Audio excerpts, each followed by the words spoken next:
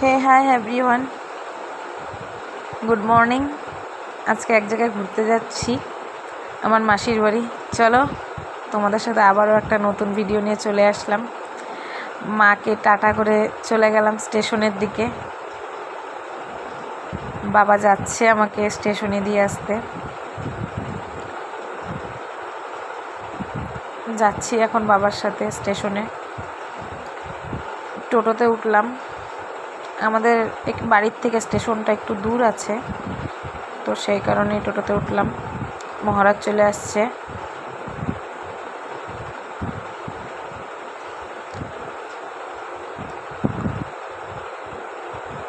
আমাদের ডুয়ার্সের কিছু জায়গা সত্যি মাঝে মাঝে ভালোও লাগে, যে আমাদের ডুয়ার্সে এত সুন্দর জায়গা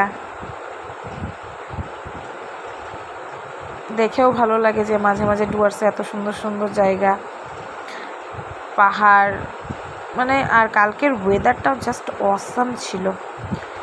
বৃষ্টি পড়ছিল, পাহাড়গুলো তো জাস্ট অসাম লাগতেছিল, কিছু বলার নেই। আর খিদা পাইছিল ট্রেনে, পরে ছোলা কিনে দিল, ছোলা খাচ্ছিলাম। ছোলা তো না, মেবি চাট মশলা নাম এটার। দেখো পাহাড়গুলো কি সুন্দর লাগছিল দেখতে। এটা আই থিঙ্ক সেবকের কোনো জায়গা হবে। খুব সুন্দর লাগছিল দেখতে পাহাড়গুলা।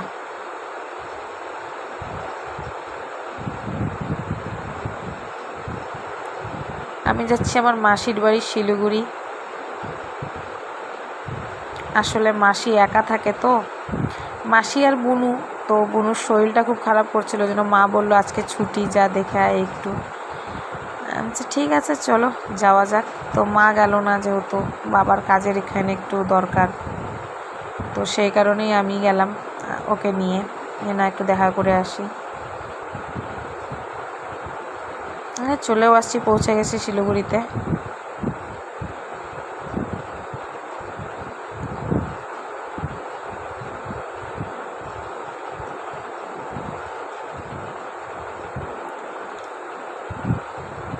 ট্রেন থেকে নেমেও মাসির বাড়ি অনেকটা দূর, সেই আবার টোটো ধরে যাচ্ছি।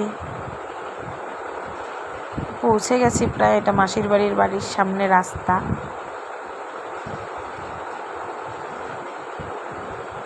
যে চলে এসেছি। আমার বোন আসলে গেলাম একটু মার্কেটে ঘুরতে গেলাম। জানোই তো তোমরা, এর আগের ব্লগে বলেছিলাম বান্ধবীর বিয়ে, তো ওর জন্য একটা গিফটও পছন্দ হলো, নিয়েও আসলাম একবারে। গিফটটা নেক্সট কোনো ব্লগে তোমাদের সাথে আমি শেয়ার করব, কি নিয়ে এসেছি ওর জন্য গিফট। সামনেই বিয়ে ওরও। তো খাওয়া দাওয়া দিচ্ছে মাসি, আমরা বেরিয়ে যাব, খুব তাড়াতাড়ি ট্রেন। তো বুনুকে টাটা বলে, এটা আর একটা বুনু, মাসি মেশোরা সবাইকে টাটা বললে আমি বেরিয়ে পড়লাম। আসার সময় ট্রেনে এত ভিড়, আমি আর কোনো ক্লিপই নিতে পারিনি। তাও একটা জায়গায় কোনো মতে একটু জানলার ধারে সিট পাইছি, এই যে তোমাদের সাথে ক্লিপটা শেয়ার করলাম। তারপরে ট্রেনটা একটু ফাঁকা হলো, এখন একটু চা খাচ্ছি। খুব টায়ার্ড হয়ে গেছিলাম।